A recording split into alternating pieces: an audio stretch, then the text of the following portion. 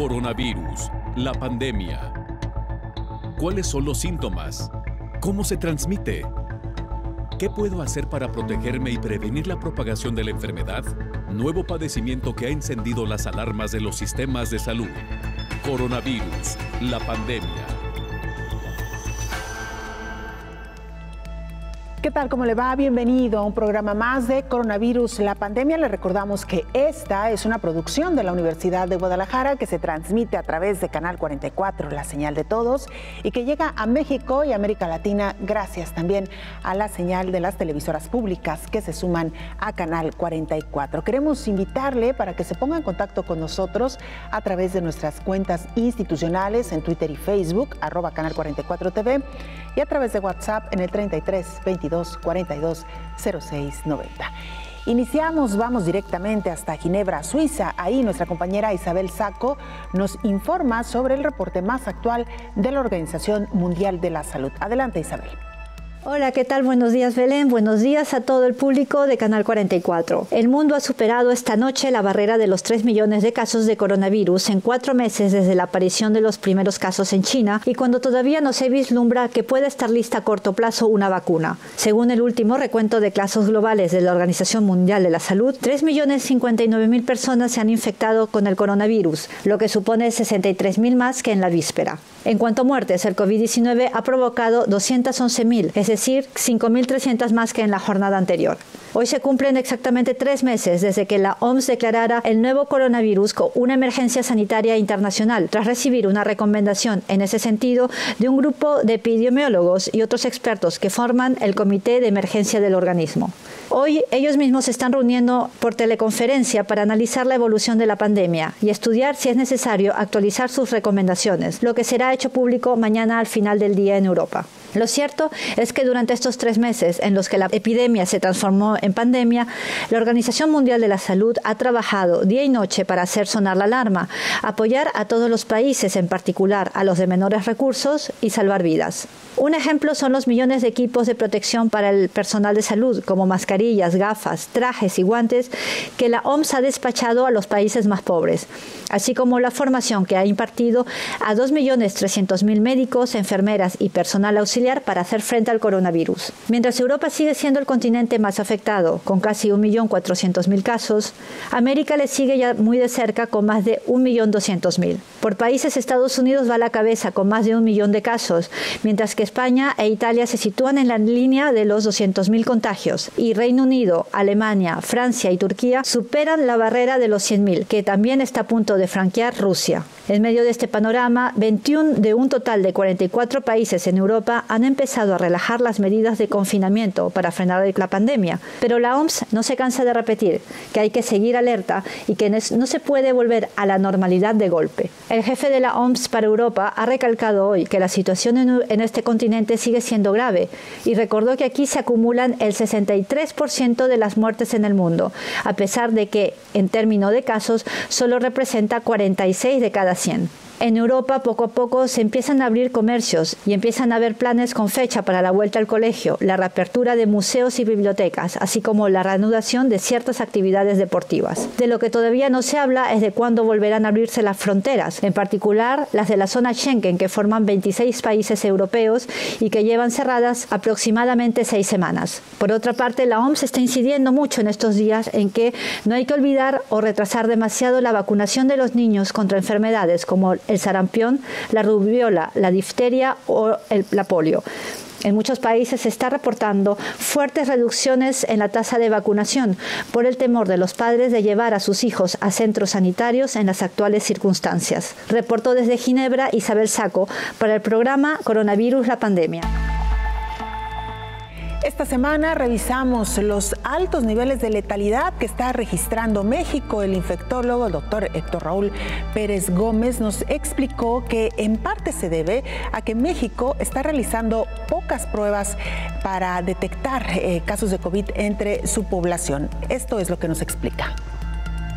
Tenemos que analizar varios factores y uno de ellos, el que me parece fundamental, es el número de pruebas que se realizan a pacientes sospechosos, a pacientes que tienen enfermedad grave, leve, moderada, pero también el número de pruebas que se realizan, por ejemplo, a quienes han tenido contacto con algún enfermo confirmado de COVID.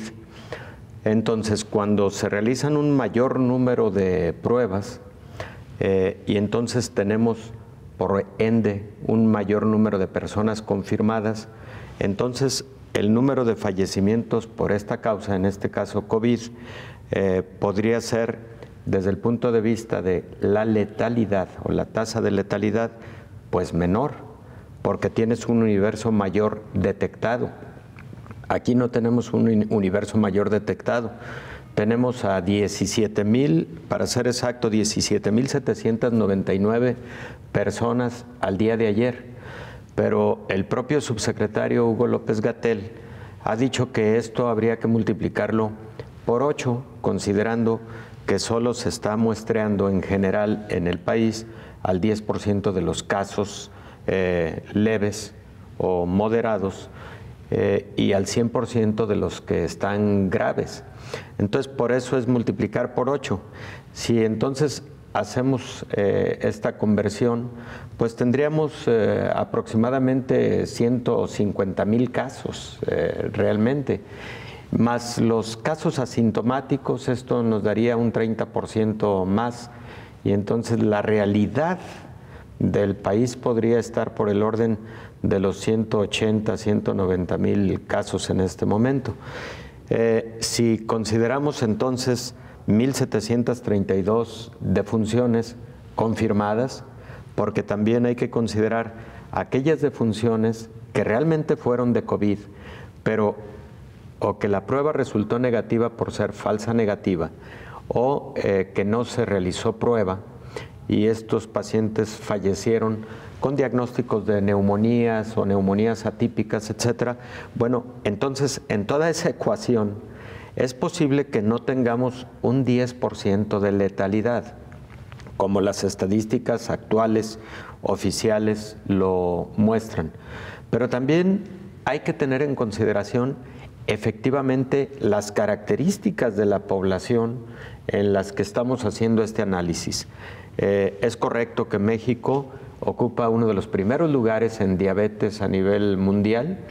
Elizabeth, en una de sus intervenciones en programas anteriores, nos hablaba de aproximadamente 15% de diabetes en la población adulta en nuestro país, que es de los porcentajes más altos.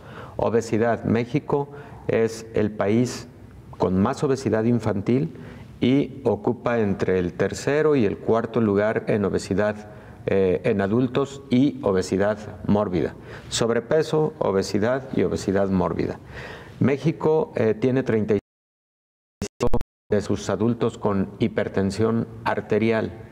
México tiene aproximadamente el 12% de su población mayores de 65 años y esta proporción de adultos mayores está creciendo progresivamente. México tiene aproximadamente a un 10% de su población con enfermedad renal en sus diferentes estadios, ¿no? Y México tiene aproximadamente un 8% de su población con enfermedad pulmonar obstructiva crónica en alguna proporción. No todas las personas están con insuficiencia respiratoria visible, pero tanto la exposición a medio ambiente contaminado, el tabaquismo, por ejemplo, son contribuyentes a este tipo de enfermedades. Entonces, aunque México no tiene una población tan longeva como Italia, como España, como muchos países en Europa, Inglaterra, por ejemplo, México lo que sí tiene son proporciones mucho más altas de muchas de estas enfermedades que en las casuísticas de COVID en todo el mundo coinciden que son las enfermedades que constituyen un factor de riesgo para la adquisición de COVID y también para la evolución de COVID de una forma más grave, incluso hasta la fatalidad. Empecemos por letalidad. Cuando tenemos una enfermedad específica, el número de personas que mueren por esa enfermedad, pero teniendo como denominador el número de enfermos, se dice que es tal la letalidad por la enfermedad específica. En el caso de COVID, si hablamos de que México tiene en estos momentos, por ejemplo, 17,000 casos confirmados y tiene alrededor de 1,700 fatalidades, pues 1,700 de 17,000 son el 10%. Ahí tenemos un ejemplo concreto de lo que es letalidad. El número de personas que fallecen por una causa en específico. Y la tasa se obtiene precisamente de dividir el número de personas que han fallecido entre las personas que padecen la enfermedad. En el caso de mortalidad, digamos, en general, lo que también algunos llaman mortalidad bruta, es el número de fallecimientos que ocurren. También puede ser por una causa específica, y ahí habría que decir mortalidad por sarampión, por ejemplo, ¿no? Mortalidad por dengue, o el número de fallecimientos en general. Se tendría que especificar a cuál mortalidad nos referimos, pero ahí el cálculo es por número de habitantes. Se puede expresar, por ejemplo, por 1,000 habitantes, se puede expresar por 100,000 habitantes y, por ejemplo, hay definiciones específicas de mortalidad hasta por grupos de edad. Por ejemplo, mortalidad infantil se refiere al número de niños que fallecen en un periodo de tiempo, pero ahí se divide por el número de nacidos vivos. Entonces, cada definición tiene su fórmula para obtener la tasa. Hay mortalidad hospitalaria, por ejemplo.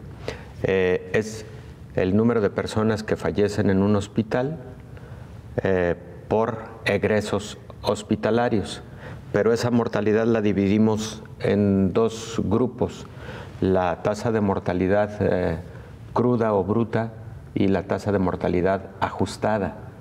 Depende de algunas variables. Por ejemplo, la ajustada es aquella que ocurre después de 48 horas de haber ocurrido el ingreso hospitalario, y mortalidad bruta hospitalaria o cruda hospitalaria es aquella que ocurre antes de las 48 horas del ingreso hospitalario. Entonces, cada definición tiene la manera de ser medida, pero en general esa es la diferencia entre letalidad y mortalidad, que es lo que nos ocupa específicamente por el programa. Hacemos una pausa muy breve, regresamos con más.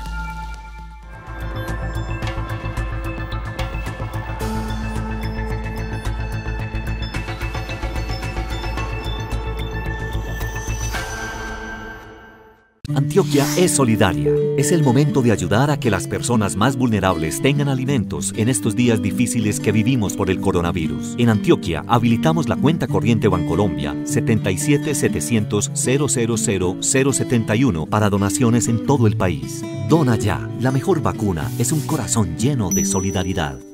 Una campaña coordinada por la Corporación Antioquia Presente, de la mano con Fundación Saciar, Fundación Banco Arquidiocesano de Alimentos de Medellín, Alcaldía de Medellín y Gobernación de Antioquia. Unidos.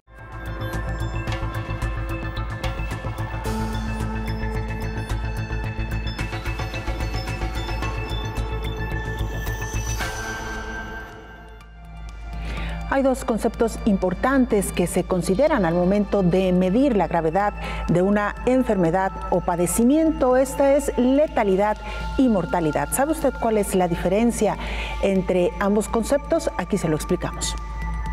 Cuando se informa sobre la tasa de mortalidad de cualquier enfermedad, incluyendo la COVID-19, se refiere a la proporción de muertes en un periodo de una población concreta en la población total. En cambio, la tasa o índice de letalidad se refiere al cociente de fallecimientos en relación a las personas que se han contagiado de dicha enfermedad, cuyo resultado se suele multiplicar por 100 para mostrar el porcentaje. Por ejemplo, en México, si tomamos los datos oficiales, la tasa de mortalidad de COVID-19 se calcula teniendo en cuenta que se han confirmado 1.569 muertes para un país de 129 millones de habitantes. Pero para calcular la letalidad, se considera los fallecimientos que se dividen entre los casos confirmados. El resultado es la tasa de letalidad. Los epidemiólogos advierten que en realidad no se pueden comparar los países, ya que algunas naciones solo cuentan a pacientes graves hospitalizados y no toman en cuenta para la prueba a los pacientes menos enfermos o incluso asintomáticos que no llegan al hospital, por lo que la tasa de letalidad por COVID-19 puede ser más alta que en países donde las pruebas están muy extendidas o cuando las naciones señalan que todo lo que parezca COVID lo es hasta que se demuestre lo contrario. En México, la Secretaría de Salud Federal considera a todas las muertes por infecciones respiratorias severas como COVID-19, siempre y cuando no se demuestre lo contrario, basado en las pruebas de laboratorio. De ahí que existe actualmente más de un centenar de muertes clasificadas como casos sospechosos, informó Rocío López Fonseca. Esta semana Austria ha regresado ya a la nueva normalidad, como se le conoce a este concepto, en el que poco a poco la población retoma sus actividades tras el confinamiento. En este país se encuentra Jordi Kusch, él es corresponsal de la agencia EFE en Austria, colaborador de este espacio, y así nos contaba cómo está viviendo Austria la pandemia por COVID. Adelante, Jordi, te escuchamos. Buenos días, México. En Austria la situación se ha estabilizado bastante ya. Actualmente quedan unas 2.000 personas enfermas del COVID-19 con unos 500 ingresados en los hospitales. Todo esto son números muy lejanos de lo que se vive en España o Italia. Aquí ha habido hasta ahora solo 555 personas que han fallecido. Y la situación realmente nunca fue tan dramática porque se reaccionó muy pronto, ¿no? Entonces, esto le permitió a las autoridades mantener el sistema sanitario y también el sistema económico fuera de un colapso, digamos. Eso sí, los expertos los economistas creen que la economía este año se va a contraer entre el 5 y el 7%, ya que en cuestión de semanas el número de desempleados se disparó a niveles nunca vistos en la historia reciente.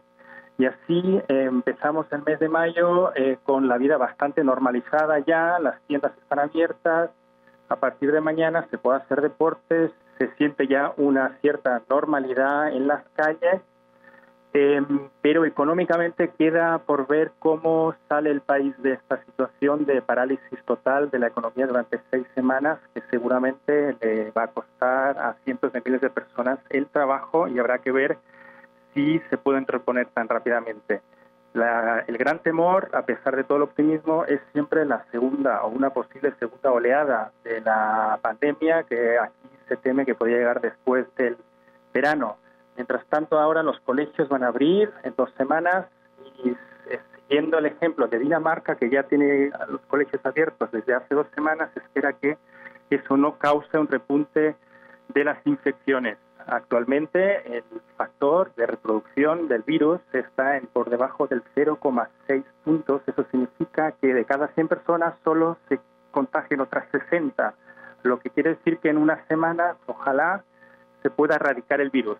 El problema es que en Europa hay muchos países, las fronteras siguen cerradas y si un país tiene el virus bajo control, eso no significa que alrededor esté controlado. La vida normal, digamos, como antes estamos acostumbrados, no es tan fácil de restablecerla.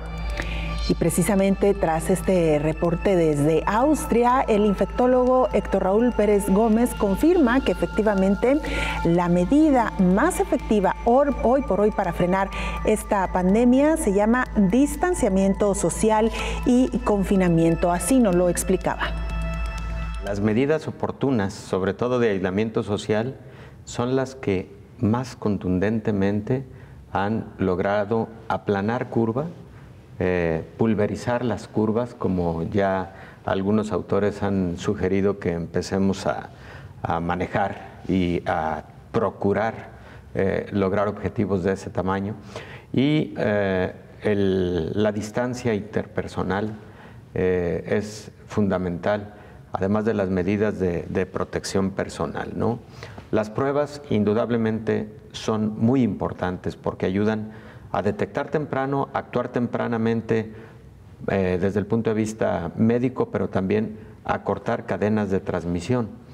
Sin embargo, cuando comparamos el peso de esos dos factores, el de aislamiento social y el de la realización de pruebas masivas, tiene más peso el aislamiento social y la distancia entre las personas y las medidas que adopta cada persona de forma responsable, de forma disciplinada, para su propia protección y para protección de los demás. Por otro lado, platicábamos hace algunos programas, efectivamente, lo relativo a las fases de realización de pruebas y qué tipo de pruebas hacer. Cuando escuchábamos de volver a la nueva normalidad en Austria, y ya lo venimos escuchando desde lo que vino ocurriendo en China hace ya un mes aproximadamente, Corea del Sur, luego ya España un poco, aunque sigue teniendo muchos casos y también mucha mortalidad o letalidad. La situación es que volver a la nueva normalidad sí va a implicar un cambio de paradigma en nuestros estilos de vida, hacia estilos de vida más saludables y sobre todo estilos de vida que incluyan la protección ante enfermedades infecciosas. Ahorita estamos viviendo COVID, pero en el futuro podemos vivir otra epidemia u otra pandemia. Hay muchos virus que son virus que circulan y que se convirtieron en estacionales, pero que pueden resurgir. Puede resurgir una pandemia de influenza, no sabemos de qué naturaleza, pero también la viene anunciando y se viene esperando por parte de la Organización Mundial de la Salud desde hace varios años. Estamos a inicios de una década y cuando es finales de una década, inicios de otra, es cuando podemos tener pandemias por influenza, y así ha sido la historia a lo largo del último siglo y medio en el mundo.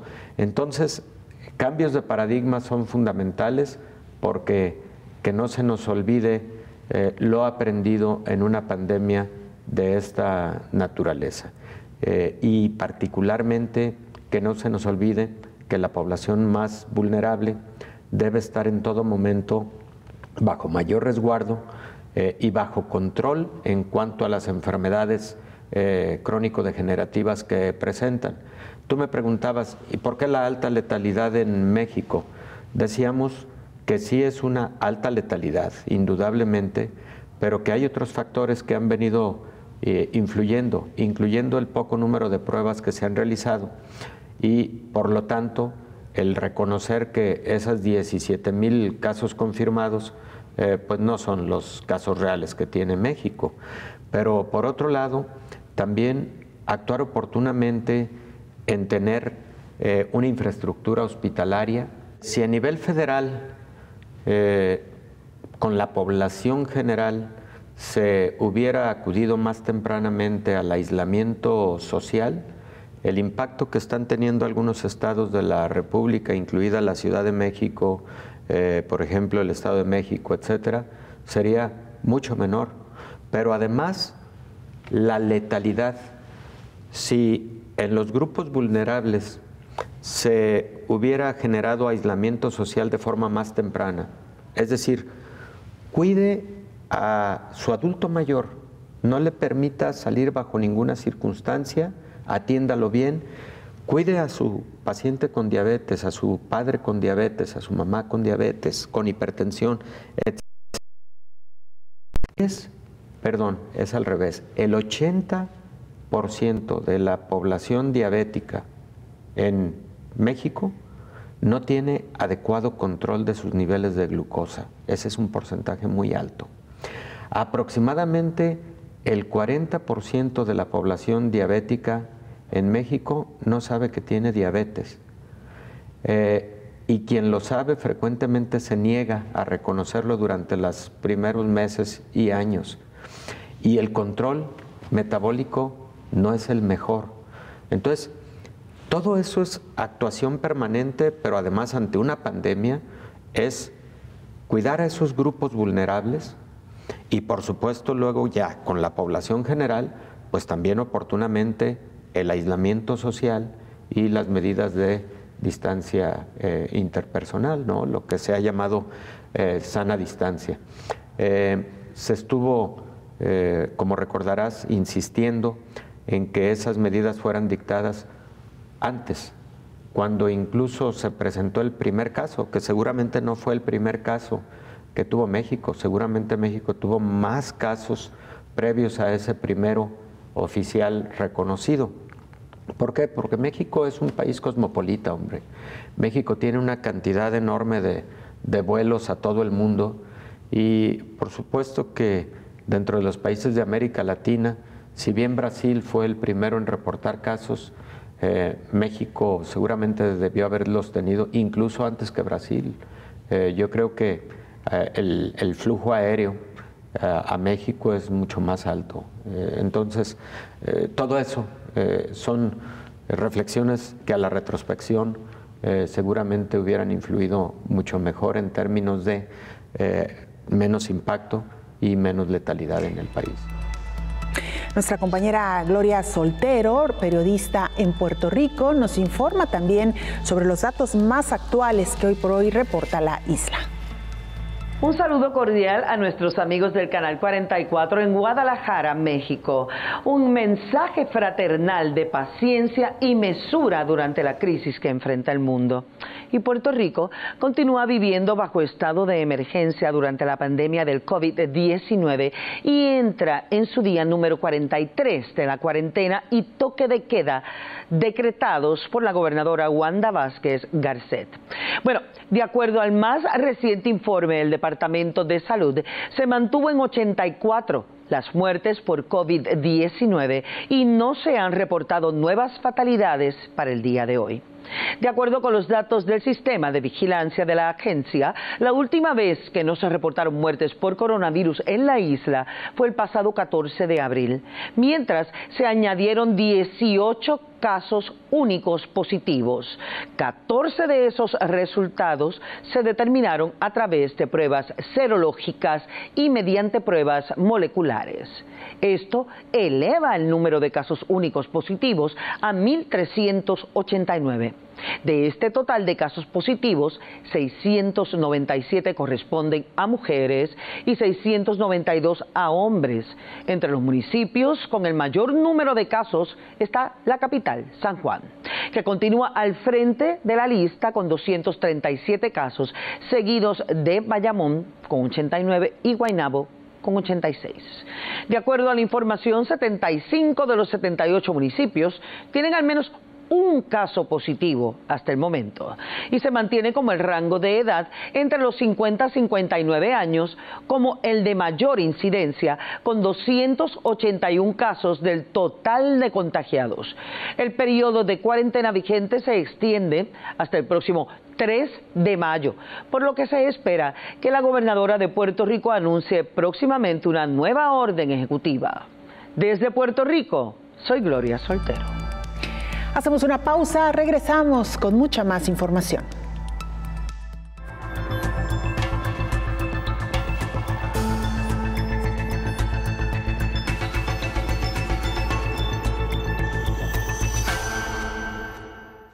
Antioquia es solidaria. Es el momento de ayudar a que las personas más vulnerables tengan alimentos en estos días difíciles que vivimos por el coronavirus. En Antioquia habilitamos la cuenta corriente Bancolombia 77-700-000-071 para donaciones en todo el país. Dona ya. La mejor vacuna es un corazón lleno de solidaridad.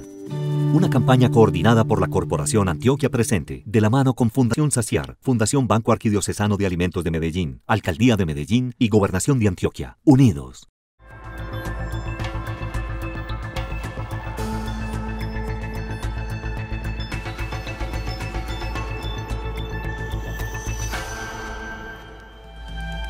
Esta semana en Coronavirus, la pandemia, dedicamos un espacio a hablar sobre los enfermos graves, los que han tenido algún padecimiento asociado o que se encuentran en una edad crítica y que lamentablemente han muerto por COVID-19. Hasta ahora, y de acuerdo con las estadísticas, 9 de cada 10 pacientes con COVID-19 que tuvieron acceso a un respirador perdieron la vida. Este es un estudio internacional y aquí se lo presentamos. Investigadores del Instituto Northwell Health analizaron los resultados de 2.600 pacientes con COVID-19 en Nueva York, de los cuales 553 murieron. Se trata de un análisis realizado en el periodo del 1 de marzo al 4 de abril en 12 clínicas de Nueva York y Long Island. Entre el 12% de los que estaban muy enfermos y que fueron asistidos por un respirador, la mortalidad aumentó al 88%. Por otro lado, el Centro Nacional de Auditoría e Investigación de Cuidados Intensivos de Reino Unido estudió a un grupo de 1.053 pacientes con acceso a respirador, de los cuales 66% murió. Por otra parte, un grupo de 444 personas que recibieron asistencia básica para respirar, solamente 19% murió, según el análisis que se llevó a cabo en Reino Unido. En los próximos meses habrá un problema y se trata de cómo ayudar a este tipo de pacientes a recuperarse.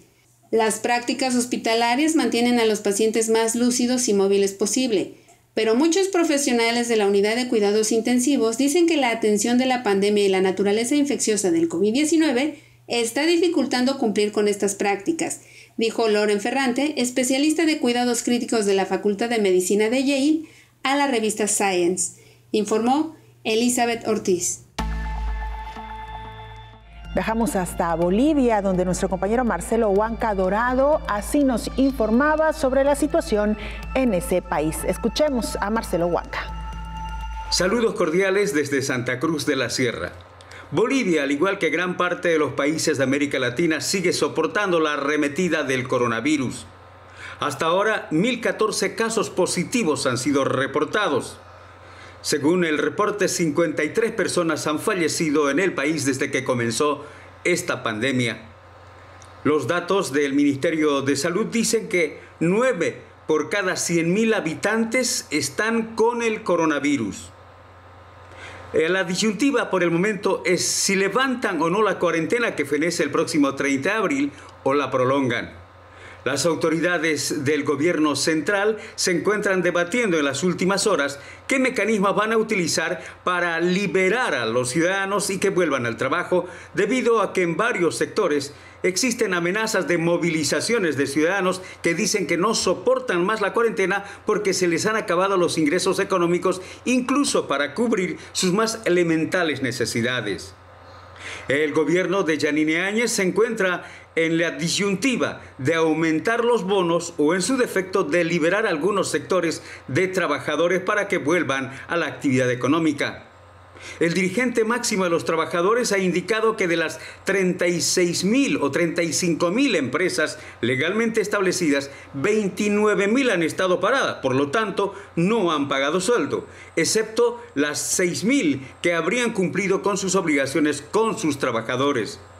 Osvaldo Barriga, que es gerente y presidente del Instituto Boliviano de Comercio Exterior, en las últimas horas ha manifestado que en este momento la situación es dramática en el sector empresarial, que ha paralizado y que no sabe cómo va a cumplir sus obligaciones, pese a que el gobierno ha implementado y anunciado créditos concesionales para el sector. Al momento, los sistemas hospitalarios presentan graves problemas porque no cuentan con respiradores mecánicos para atender a personas que han estado enfermas y que requieren esa atención especializada. Felizmente, según analistas como el candidato vicepresidencial de Comunidad Ciudadana, Gustavo Pedraza, felizmente en Bolivia no ha habido una enorme cantidad de personas con estado calamitoso de salud que requieren una atención especializada. Eso ha permitido que el sistema de salud pueda atender los casos que han llegado hasta los hospitales. Sin embargo, no hemos llegado al pico más alto de casos, ha advertido el ministro de Salud, Marcelo Navajas, en las últimas horas, y cree que se debe actuar con cautela. Así está el panorama del coronavirus en Bolivia. En cualquier momento tendremos más novedades. En las estadísticas, el 6% de los pacientes críticos por COVID-19 van a requerir estar hospitalizados en unidades de cuidados intensivos al presentar insuficiencia respiratoria aguda. Es lo que nos explicaba también el infectólogo Héctor Raúl Pérez Gómez, quien nos explica precisamente el uso de estos respiradores artificiales. Hay varios tipos de soporte ventilatorio. Existe, por ejemplo, un tipo de soporte ventilatorio conocido como soporte a través de alto flujo, en donde al paciente no se le coloca un tubo endotraqueal, sino puede colocársele una mascarilla a presión sobre la vía respiratoria o puede colocársele una cánula nasal para de ahí enviar aire con una mezcla de oxígeno a alta presión, procurando que esta presión alcance hasta la parte más terminal del árbol respiratorio, que son los alvéolos, precisamente. La más común de las formas de asistencia ventilatoria mecánica es la llamada invasiva, en donde el paciente es intubado a través de una cánula o un tubo endotraqueal que entra por la boca, pasa por la faringe, por la laringe y entra finalmente a la tráquea. Una vez que ha entrado a la tráquea, la punta de este tubo tiene un globo. Ese globo lo insuflas y finalmente queda perfectamente sellado ese tubo sobre las paredes de la tráquea, de tal manera que lo que vas a enviar por el tubo endotraqueal no fugue hacia las paredes de la tráquea y por lo tanto la ventilación mecánica asistida sea eficaz. Y además, para disminuir el riesgo de infecciones asociadas al uso de ventilador, que esa es otra sección, porque un paciente al que le das soporte ventilatorio a través de un tubo endotraqueal, una de sus principales complicaciones puede ser una infección hospitalaria, una neumonía hospitalaria ya de otra naturaleza. Otra de las complicaciones puede ser barotrauma, lo cual consiste en que si la presión, ya sea la presión de meseta o la presión al final de la expiración que se administra es superior a la requerida, entonces puede haber alguna ruptura de un alveolo o de varios alvéolos y eso generar un daño pulmonar reversible habitualmente, pero es una complicación que hay que atender. Pero haciendo el protocolo adecuadamente para la asistencia ventilatoria, en esta modalidad de ventilación mecánica asistida invasiva a través de un tubo endotraqueal, el tipo de ventilador son muy variables, son muy variados. Hay 1000 modelos, hay 1000 marcas y hay 1000 características que tiene un ventilador. Hay algunos que son muy básicos, en donde el ventilador maneja los flujos de oxígeno requeridos, maneja las presiones requeridas para estar administrando tanto la presión conocida como meseta o basal y la presión al final de la expiración, que es muy importante en pacientes con COVID, y ciertos volúmenes, pero también la mezcla de gases, particularmente oxígeno, es lo que más se mezcla y a eso se le llama la fracción inspirada de oxígeno que se le va a dar a un paciente determinado. Hay otros ventiladores, pues que además del ventilador traen integrado, por ejemplo, un monitor de signos vitales. Entonces, digamos, ese es un ventilador, pero compuesto además con un monitor, pues ese cuesta más caro. Hay ventiladores, por ejemplo, que dependiendo la procedencia, pues tienen costos mucho más altos. Y hay algunos más sencillos que dan la función, con los que puedes trabajar, y ante una emergencia como la que se está viviendo, pues es válido la producción emergente, rápida, de ventiladores que, aunque no tengan, como luego decimos por ahí, cerezas en el pastel, pero que tengan lo elemental, lo básico, son de utilidad para poder trabajar con ellos. Un paciente que tiene indicaciones para ser sometido a asistencia ventilatoria mecánica, a soporte ventilatorio mecánico, pues debe ser sometido a ese apoyo, porque de otra manera el riesgo de mortalidad es altísimo. Hasta el 90% de los pacientes que requirieron ventilación mecánica asistida, invasiva, lamentablemente perdieron la vida. Imagínate si no hubieran recibido ventilación, pues probablemente el 100% o cerca del 100% hubieran perdido la vida. Habría que comentar que hay algunos otros estudios que no marcan porcentajes tan altos. Algunos estudios te manejan 80% de fatalidad por COVID en pacientes que fueron sometidos a ventilación mecánica asistida, y algunos 70% en los mejores casos. Viajamos ahora hasta Perú. Ahí se encuentra nuestra compañera Ana Romero. Ella es periodista del canal de la Universidad de San Martín de Porres en Perú. Por cierto, este canal que también transmite el programa especial Coronavirus, la pandemia. Ana Romero, te escuchamos. Buenos días, Belén. Un saludo para ti y para todo el público de Canal 44. El día de hoy el Ministerio de Salud reporta 31.190 casos confirmados de COVID-19 y 854 fallecidos. Es una cifra penosa y alarmante que nos tiene preocupados.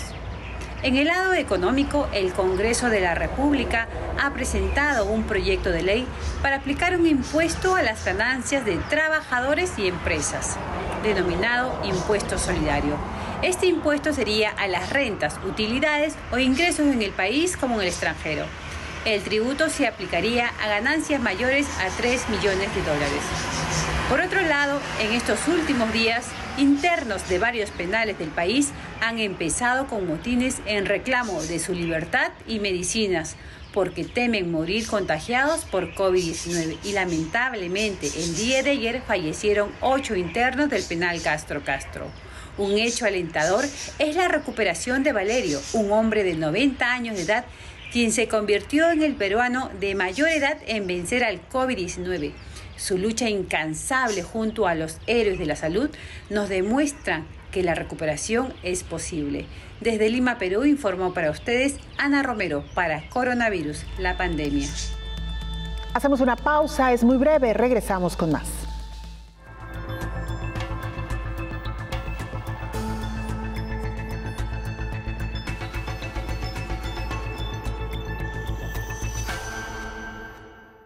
Antioquia es solidaria. Es el momento de ayudar a que las personas más vulnerables tengan alimentos en estos días difíciles que vivimos por el coronavirus. En Antioquia habilitamos la cuenta corriente Bancolombia 77-700-000-071 para donaciones en todo el país. Dona ya. La mejor vacuna es un corazón lleno de solidaridad.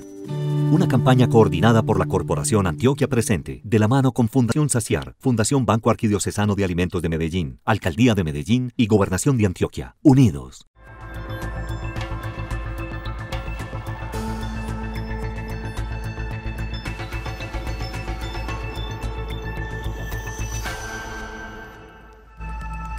Estamos de regreso en este programa especial Coronavirus, la pandemia, y viajamos ahora hasta Colombia. Nuestra compañera Pilar Mejía, periodista de Oriente Noticias de Bucaramanga, Colombia, nos contaba también cómo poco a poco los colombianos están regresando ya a la nueva normalidad. Pilar, te escuchamos.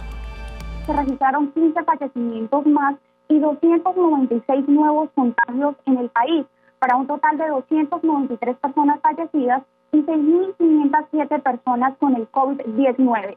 Quiero resaltar también que el país está también en luto por una noticia no tan buena en el país, y es que murió pues la paciente más joven con COVID-19. Se trata de una menor de tan solo 1 mes y 7 días, quien no le ganó la batalla al coronavirus, y que se une también a una paciente de 3 años, que serían los 2 menores de edad más jóvenes de Colombia que fallecen a causa de esta pandemia del COVID-19 en Colombia. De esta noticia quiero pasar también a los nuevos anuncios del presidente Iván Duque, quien le contó al país que se van a traer 2 nuevos robots al país para poder acelerar el proceso de las pruebas de COVID-19. Recordemos que diariamente en el país se están desarrollando cerca de 4.000 pruebas diarias, y con esta nueva estrategia que implementó el gobierno nacional se espera de mayo a junio llegar a 1.200.000 pruebas, realizar 1.200.000 pruebas de COVID-19. Recordemos que estamos en un momento de la pandemia bastante crítico en Colombia. Se decía que estamos en una parte de la curva plana, pero en este momento también en Colombia se acabó la cuarentena nacional de todos los ciudadanos. Estamos en un aislamiento preventivo, en un aislamiento inteligente y productivo, así lo determinó el presidente Iván Duque. Recordemos que a partir del lunes algunos ciudadanos, cerca de 4 millones de colombianos, ya salieron a las calles a trabajar. Esto porque se empezó a reactivar la economía en el país, porque durante ese periodo de cuarentena se habían perdido entre 48 a 65 billones de pesos, por lo que el presidente se vio obligado a levantar la cuarentena nacional y autorizar a estos 2 sectores, que es el sector de la manufactura y de la construcción, para que salieran a trabajar. Es una noticia que generó polémica en todo el país, porque veníamos de una cuarentena nacional en la que todos los ciudadanos estábamos en casa. Lo que se dio, el balance que se dio durante estos días, en los que esos 4 millones de colombianos ya salieron a trabajar, fue un colapso en el transporte público masivo en algunas ciudades como Bucaramanga, Cali y Barranquilla.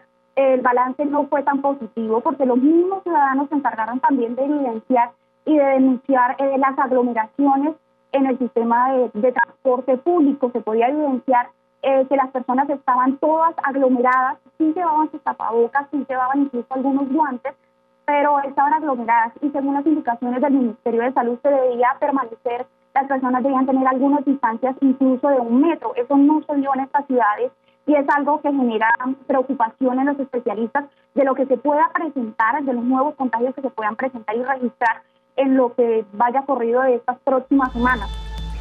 Mientras tanto, ¿qué pasa en Costa Rica? Nuestra compañera Ana Marta Arce nos informa. Hola, ¿qué tal? Les saluda Ana Marta Arce desde San José, Costa Rica. Con 713 casos positivos de coronavirus al 29 de abril, Costa Rica se prepara para flexibilizar algunas de las restricciones sanitarias impuestas para prevenir la propagación del virus. Cada paso, eso sí, será evaluado a la luz de la gráfica donde se refleja el comportamiento del COVID-19 en el país. Si se da un crecimiento abrupto de los contagios, dará marcha atrás. El ministro de Salud, Daniel Salas, advirtió que si los ciudadanos se descuidan, el número de infectados podría dispararse a más de 52.000 a mediados de julio, pero si se mantienen los controles se llegaría a unos 1.300 casos. El ministro Salas y el presidente de la República, Carlos Alvarado, anunciaron nuevas normas para el regreso paulatino de algunas actividades productivas, comerciales y de esparcimiento a partir de este 1 de mayo. Por ejemplo, los cines, teatros, barberías, centros para deportes, salones de belleza, parqueos y ventas de repuestos podrán reabrir sus puertas, pero con limitaciones de aforo y horarios. Las disposiciones permanecerán bajo la lupa de las autoridades de salud durante 15 días. Con una limitada disposición de espacios en los servicios de cuidados intensivos, la meta del gobierno es no permitir un crecimiento abrupto de enfermos que puedan saturar los centros de salud. A mediados de esta semana, únicamente 16 personas permanecían hospitalizadas y de ellas 8 están en cuidados intensivos. El país cuenta con unos 140 cupos en UCI, de las cuales cerca del 80% están ocupadas. Para los pacientes COVID-19 sin complicaciones, si hay más capacidad instalada, pues el país reacondicionó un centro hospitalario con 88 camas, casi todas están libres. Costa Rica también registra un creciente número de pacientes recuperados, 323 personas al miércoles 29 de abril y únicamente 6 fallecimientos. El país mantiene el cierre de fronteras, playas, parques, bares, iglesias y centros educativos. Continúan suspendidas las actividades de concentración masiva, así como la restricción vehicular, especialmente los fines de semana. Este es el informe que tenemos de momento desde San José, Costa Rica. Esta semana también dedicamos un espacio para hablar de un aspecto importantísimo en medio de esta pandemia. Nos referimos a la salud mental, un aspecto que también hay que cuidar y que hay que prestar mucha atención, según nos han dicho los expertos. El diálogo fue con la psicóloga Norma Rubalcaba y esto es lo que nos comentaba. Antes de la pandemia sí que eran elementos epidemiológicos la ansiedad y la depresión, especialmente pues en los países de América Latina, y bueno, esto viene de alguna manera a poner otro factor de riesgo, ¿no? Y de manera importante para la salud mental de la población. Efectivamente, las emociones, que son, bueno, las alteraciones justamente que se dan ante estos fenómenos, fueron migrando, ¿no? Al principio pues fue el miedo, la incertidumbre, ¿verdad? Estábamos todos a la espera de este proceso que ha sido nuevo definitivamente para todo el mundo, y conforme ha pasado el tiempo pues va migrando a emociones más relacionadas con el hastío, con la irritabilidad, el enojo, ¿verdad? Entonces esto es lo que ha vuelto un tanto complejo los procesos de confinamiento y que debemos de estar alertas, porque de alguna manera, si bien estamos ahorita atendiendo de manera urgente la crisis sanitaria, potencialmente viene después la crisis de salud mental junto con la crisis social económica. Entonces, en la medida de lo posible que podamos estar trabajando desde la prevención, desde el desarrollo de factores protectores, es decir, y especialmente lo que tiene que ver con las pautas de comunicación al interior del hogar, esos son muy, muy importantes. Lo que ha reportado la población pues son sintomatologías asociadas a depresión, ansiedad, trastornos del sueño, por ejemplo, que eso es lo que hemos estado viendo de manera común, y potencialmente estamos esperando también casos de estrés postraumático ante la crisis conforme se vaya pues cuando este proceso vaya finalizando, es muy probable que vayamos a encontrar también este tipo de casos, pero ahorita sintomatología asociada a ansiedad, depresión y trastornos del sueño. Hay que señalar que no nada más es la falta, la dificultad para conciliar el sueño, sino a veces también es el sueño interrumpido, o sea, esto, despertarse en la madrugada o despertarse muy, muy temprano y ya no poder conciliar otra vez el sueño, pero también el exceso de sueño. Son también ese tipo de trastornos. Por supuesto que eso está asociado a los cambios en las rutinas, pero también a la preocupación que existe, recordando pues que justamente uno de los elementos que no permiten que estemos tranquilos para conciliar el sueño, pues son las preocupaciones que en el día a día tenemos, ¿no? Entonces, aquí lo muy recomendable, Belén, es que sigamos las pautas de higiene del sueño. Nosotros hemos estado insistiendo mucho en la importancia de la activación física al interior de la casa. Por ejemplo, las pautas de relajación y de respiración consciente, incluso yoga. En la página de Facebook de Cooks hemos estado prácticamente todos los días subiendo pautas en ese sentido para que la gente pueda por lo menos tener un espacio, un momentito de poderse relajar, y eso de alguna manera coadyuva a poder eliminar estos elementos. También en ese sentido insistimos mucho en que se deben de tener rutinas, o sea, despertarse más o menos a la misma hora, temprano, lo más parecido a nuestros horarios habituales, proceder a las rutinas que se tenían de aseo, ¿verdad? De alimentación, en la medida de lo posible que nuestra alimentación sea lo más sano y balanceado, especialmente en la noche, el evitar consumir alimentos y bebidas que tengan que ver con estimulantes, específicamente el café, el alcohol, algunos tés que tienen altos niveles de cafeína, evitarlos en la medida de lo posible, y muy especialmente porque eso es lo que vemos que está pasando mucho, es que la gente se queda todo el día en la recámara. ¿verdad? O sea, con la computadora, con los medios, es decir, abrir un espacio diferente de trabajo a lo que es el descanso, o sea, que no se esté todo el tiempo en la cama y que en la noche se procure lo más oscurecido posible, también en el día, que salgan un poquito al patio, por ahí, a la cochera, que abran ventanas, que dé sol, porque también las pautas de luz de alguna manera determinan los ritmos circadianos que también están involucrados en el proceso de sueño. También es muy importante, Belén, salir de trabajar, ¿sabes? O sea, parar, determinar tu horario, decir ya a partir de ahorita ya no trabajo, porque lo que nos está llevando este proceso de trabajar desde casa es a una sobreexigencia también, ¿no? De repente es que en el confinamiento tenemos que cumplir con muchos más roles de manera simultánea y eso complejiza el que podamos hacerlo y por supuesto que genera más estrés. Entonces definitivamente también hay que dejar tiempo para el ocio, para la recreación, incluso para no hacer nada,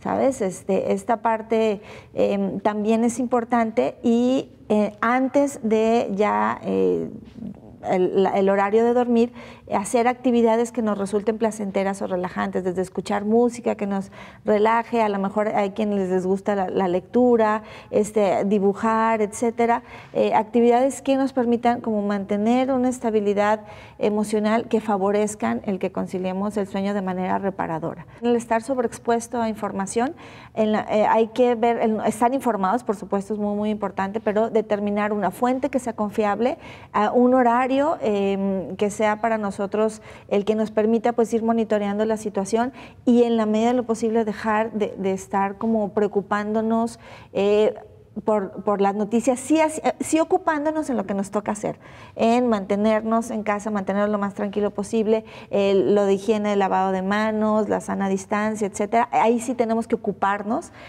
pero en la medida de lo posible no estar sobreexpuesto a las noticias, que eso alimenta los síntomas vinculados al miedo. Bajo el esquema de prevención, los niños hay que procurar en la medida de lo posible darles la información y monitorear también qué es la información que tienen, porque también ellos pueden que estén sobreexpuestos a estas noticias y que puedan generarles también miedo y ansiedad. Entonces, hay que mantenerlos informados a su nivel respectivo respecto a cada una de las edades que puedan tener estos pequeñines, sin alarmarlos, ¿sabes? Esta parte es importante y que también ellos sepan que los adultos responsables están haciendo lo que les toca para mantener y resguardar la seguridad y la salud de estos pequeñines. A partir del juego se va promoviendo esas medidas que también los niños deben de tener de autocuidado, pero sí es muy importante como arroparlos, saberles que estamos haciendo todo lo posible porque estén seguros, que efectivamente es un sacrificio,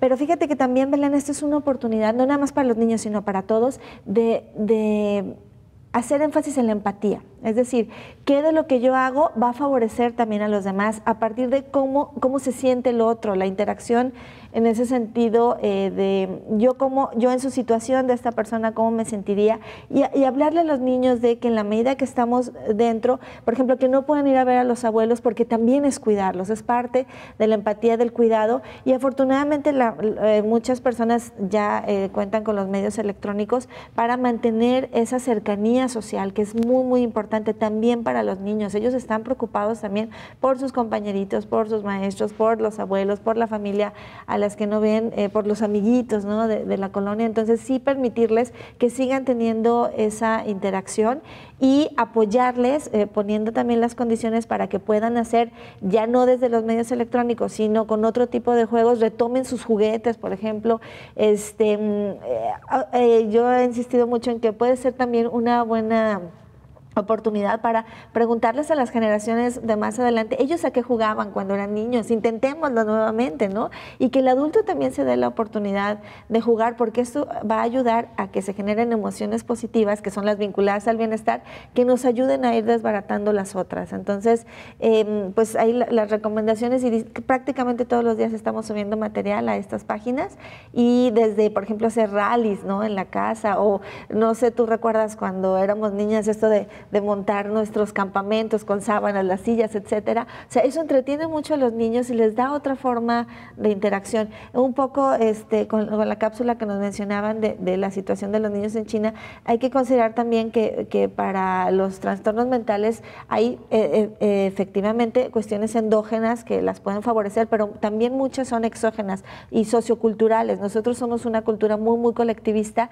que da énfasis al grupo, ¿no? A lo que somos, a diferencia pues de las culturas asiáticas, y eso para nosotros ha sido un factor protector. No en balde, por eso siempre en los índices de felicidad estamos siempre rankeados altos, porque somos muy colectivos, muy hacia lo social, y justamente esos son los pilares de la resiliencia, que son los procesos y capacidades que se activan para salir adelante en la adversidad.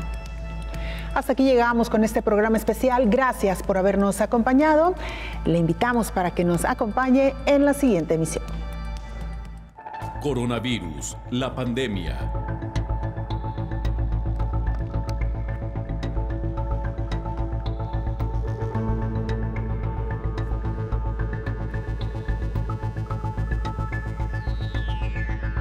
Coronavirus, la pandemia.